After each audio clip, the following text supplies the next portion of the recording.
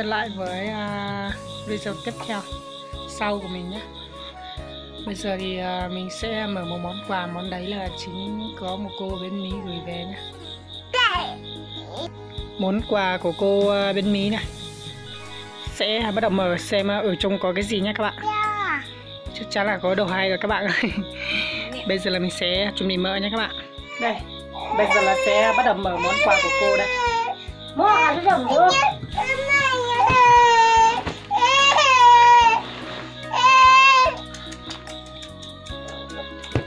Đây này, con là mở thùng quà của cô nhé. Tránh ra đi. Mở đưa ra đi. Chân nhiều quá.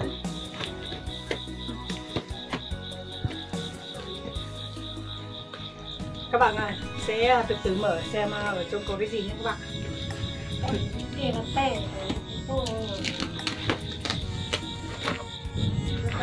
Đau thẳng là sao? Đúng không?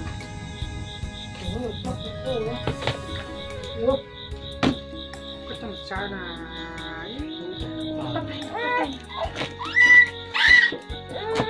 cái thằng sao sao bên nào? Không bán nó không. Đấy, ui giời ơi. Ở trong có áo các bạn ạ. Đây này. Áo ấm này các bạn ạ. Áo ấm nha. Từ từ. Đây. Áo ấm này. Áo này chắc là của hai đứa mình một đứa rồi. Khá là đẹp nhá. Coi cả ấm cô ạ cô ơi. Trời ơi. Có cả giày. Có cả giày da đây các bạn ạ. Ôi rồi của mình rồi. Có tem rồi. Mí tủ ở đây. Đây này các bạn ạ. Ôi có cả con nhiều lắm ạ cô ạ. Đôi này là của mình rồi. Từ từ. Từ mà lấy ra nhá. Để ba xem đã. Cái này là còn một đôi này nữa các bạn. Sẽ từ từ mở đây. Rồi đôi này là cũng là của mình nữa các bạn. Ơi. Con cảm ơn cô ạ. Ôi giời ơi. Đôi này của ai? Đôi này cũng là của Mỹ Tủa đấy ạ. Ôi, cô cảm ơn cô ơi. Cô ơi, cô rất là thương con cảm ơn cô nhiều lắm ạ. Đây là cái gì ấy? Hả?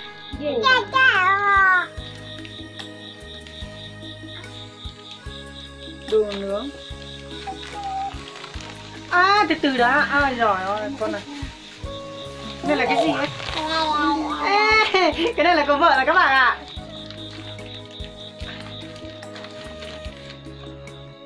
Mấy cái đồ này là cho vợ. Ôi giời ơi, cái này là cho vợ à? Ôi trời tôi không chịu cả.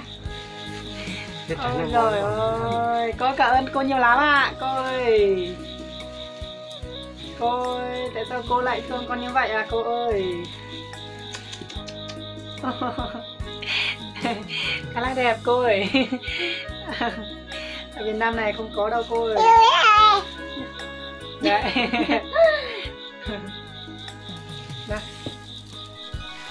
Bố mẹ. Ôi, có đồ của con nhiều lắm ạ. Bố mẹ. Cả. Cái màu xịt đâu là nào? Ui, trong này là cái gì đấy cô ơi? Cô để cái gì trong này à cô ơi? Ui giời. Một cái áo ấm nữa cô ơi. Wow, cái áo này khá là ấm luôn. Mặc được cả hai bên. Là một bên thôi, à một bên thôi nhỉ. Cái áo ấm này, ôi dồi ôi. Mình mới thấy ở trong phim thôi mà. Bây giờ lại được rồi.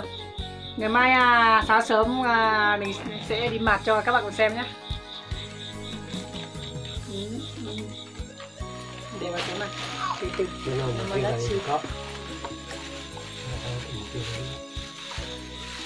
Này cái gì? Cái này là đồ của vợ thôi. À cái áo ấm này cũng là chất Chắc là cũng là của vợ. Cũng là của vợ rồi. Áo nào áo phụ nữ à? Có gì? Trong mùa nó có cho là. Ui, có chị nó có gì? Cho có là mình cho Tủa. Cái này là của mình á? mùa này ta có Cái này là cái gì đấy? Hột này là hột gì? Hay hột luôn? Hột này là của ai? Cho vợ tủa. Ô, cái này là có ly rồi. Ôi, tí sẽ mở ra cho các bạn cùng xem. Cái này là cái gì ấy? Mở ra nhá.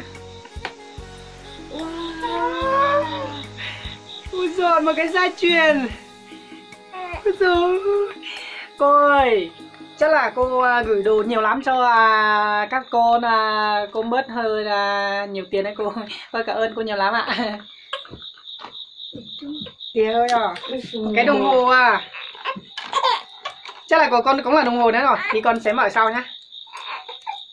Ui hay lắm à. Các bạn xem này, đồng hồ. Đồng hồ đây. Đấy đấy đấy. Đồng hồ đây. Đồng hồ khá là xịn lắm này. Dạ rồi biết trong cái này Từ từ. Mama sợ mình đấy. Cái này là cái gì hả cô? À, món này là món gì đấy? Khá là đẹp.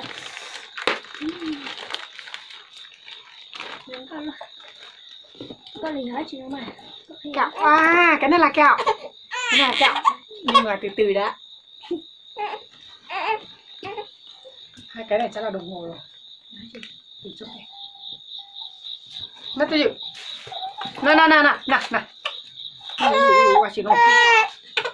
Cũng là đồ của vợ. Tôi là đồ của vợ hết các bạn ạ. Cái này, còn cái này này. wow. Cũng là của vợ hết. Cô cảm ơn cô ạ. Cảm ơn cô ạ. Bây giờ được không nè. Cho xanh được không? Cảm ơn cô. Này.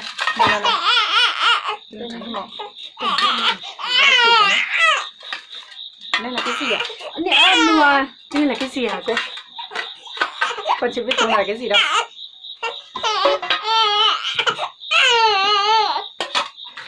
Cái này là mở như nào á? À, mở như này. Đồ, cái đây là của ai? Chắc là của vợ rồi. Mình thử đeo xem. Đấy. Thử đeo. Con này hết chị mà đâu. rồi. Hơi to. Nhưng mà cũng không sao đấy. Chỗ không như nè. Món này là cái gì? Lần đầu thấy rồi các bạn à. Ui, cái này cắm móng tay. Đây, ở Việt Nam không có cái to to như này đâu các bạn ạ. Đấy. Cái này thì mình cắt móng tay đi xuống rồi.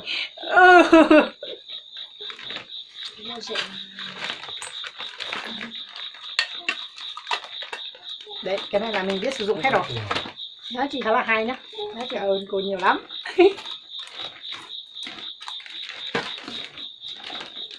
Đây này là. Ôi. À, mì cay các bạn. Cái này là mì cay nhá. Mì cay. Sẽ thử thôi. Chắc là ngon lắm. À, 4 phút. Ôi, một cái đồng hồ đây nữa. Chỉ xuất chọn. Bắt cho nào. Khả năng khả chỉ chống cọ đâu, cả đồ. Sẽ mở cái đồ ở trong này ra nữa. Ôi, cái này là cái gì à? Sao con chỉ cái dạ này. À, con biết rồi. Cô ơi, con biết rồi. Ô, cái này. Đây là kẹo thôi. Cái này là kẹo. Ủa mày tao nhầm nó xia. Ô, một cái áo đẹp lắm á Sách. Cái áo đẹp lắm. Chắc là cái này cho vợ rồi. Cô cảm ơn cô ạ.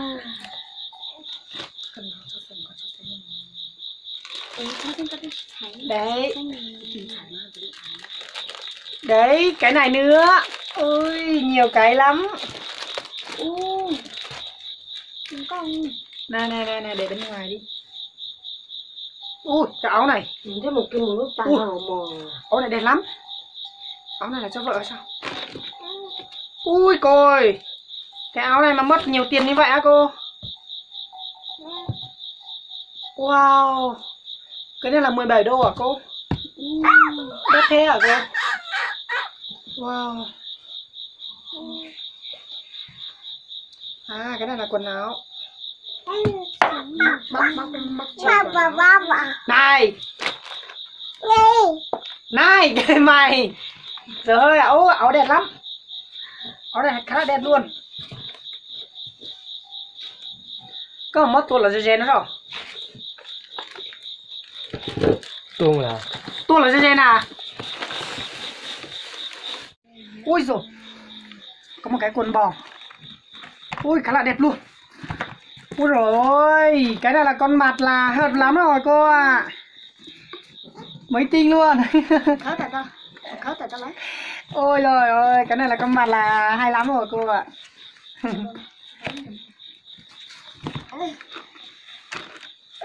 Đấy, có nhiều cái lắm. Đấy, cái nào cũng đẹp lắm cô ạ. Ui trời ơi, đồ toàn là mới tinh rồi cô ơi. Cái áo này nữa. Ừ. Cái này cho vợ thôi. Này, cái này là đồ của vợ hết rồi. Vợ khắc xem nè.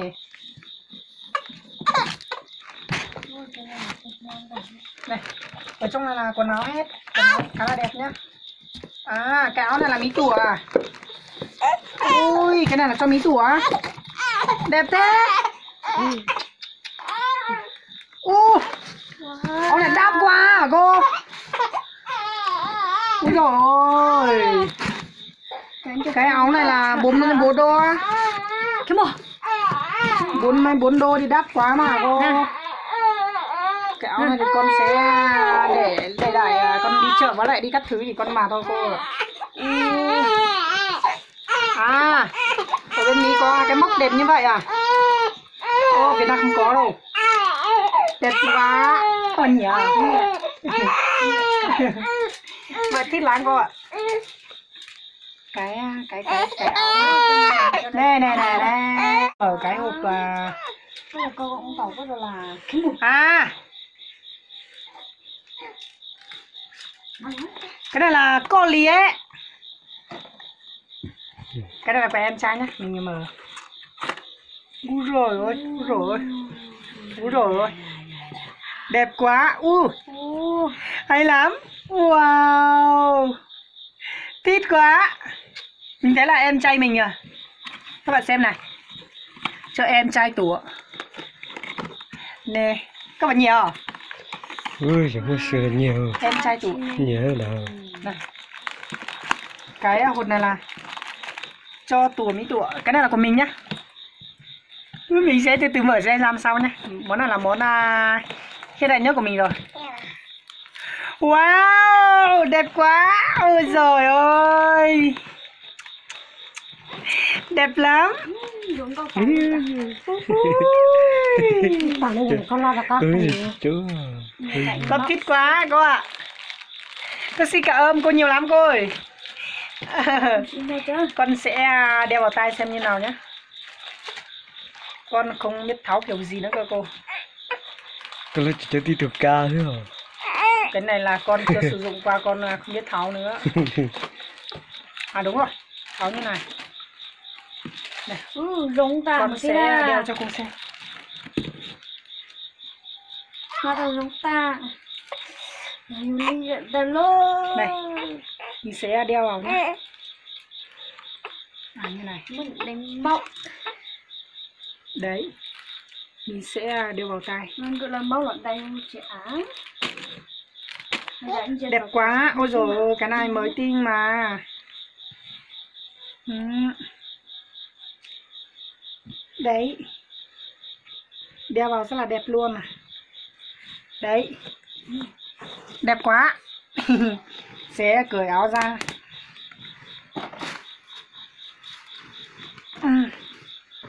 sao này nói các cho bạn. con cho một tí. Đẹp quá. Này cái hộp cô.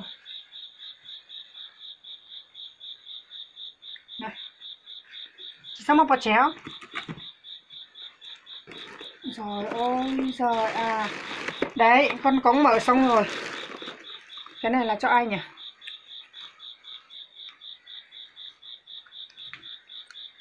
Em vợ tủ à. Đẹp quá. Đấy. Đeo vào tai thì không biết nói ra sao đó cô. Đẹp quá. Có cho má? Cho cả xe nào má? 29 đô à? Đắt quá mà. Chẳng có tí cho bao cho nó cho một xíu nó bao rồi. Sao? Biết hơi rồi, hơi chít tay rồi. Đừng có mà cho cái nào vào hộp nhá. Ý ba xem con sao. Đây, mình sẽ đeo cái này cho vợ nhá các bạn. Úi dồi ôi. Cái này là cho em vợ tuổi thì chắc là cho em kia rồi. Ngày mai gọi em kia vào lái nha các bạn. Cô ơi, đôi giày rất là vừa chăm luôn các bạn ạ. Đấy. Tôi cảm ơn cô nhé. Một tiêu.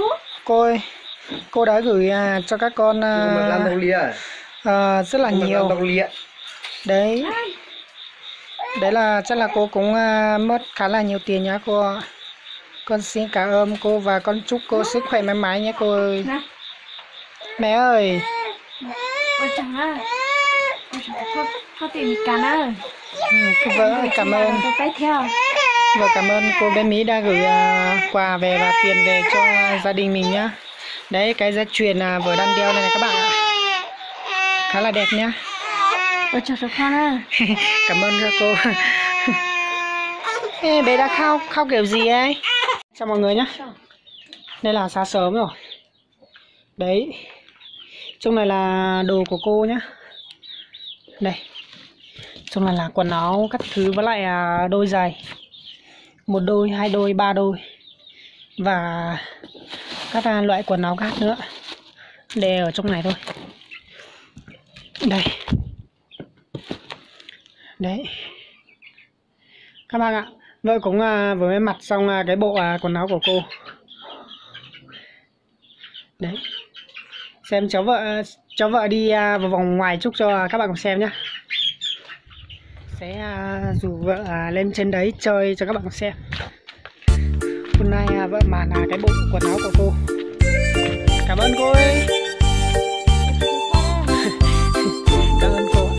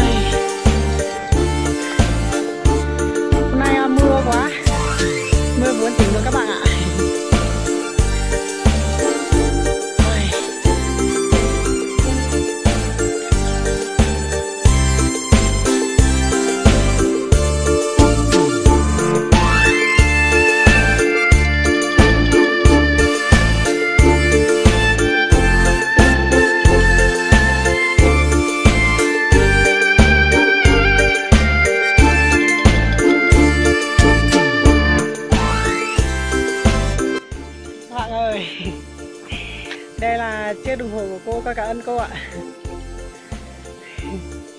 Còn đây nè các bạn. Và cũng có đây cái bộ quần áo vợ đang mặc, đây là bộ quần áo của cô bên Mỹ nhá các bạn. Cái bộ của mình thì của cô Xuân. Con xin gửi tới lời cảm ơn cô Xuân nhé. Ôi giời.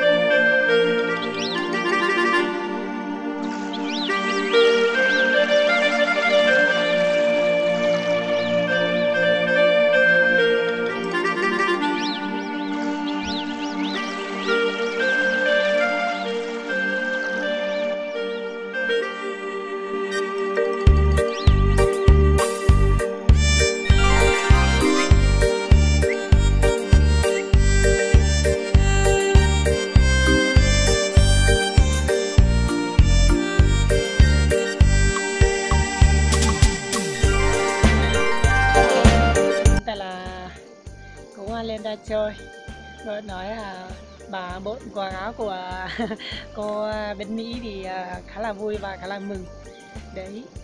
Thế em cũng muốn chia sẻ cho tất cả mọi người xem, tất cả mọi người và tất cả các bạn xem gì tất cả các bạn và tất cả các cô chú và anh chị em xem nhé. Hai đứa mình cũng muốn xin kết thúc cái clip tại đây thôi. Cảm ơn các cô chú và anh chị em đang xem và đã quan tâm theo dõi kênh của hai vợ chồng chúng mình. Đấy, nếu như hai vợ chồng chúng mình quay đến đoạn video nào không hay thì mong tất cả các bạn thông cảm và không đừng nghĩ gì nhiều nhá. Bây giờ thì cũng xin kết thúc thôi. Cũng bye bye mọi người và xin cảm ơn cô bên Mỹ một cao nữa, và cảm ơn cô Xuân và đã gửi quà áo cho hai vợ chồng mình nữa. Cảm ơn cô bên Mỹ đã gửi quần áo cho hai vợ chồng mình với lại máy đôi giày với lại cắt bánh kẹo nữa. Cảm ơn cô nhiều lắm. Cả gia truyền cũng đúng nhé. Bye bye nhá.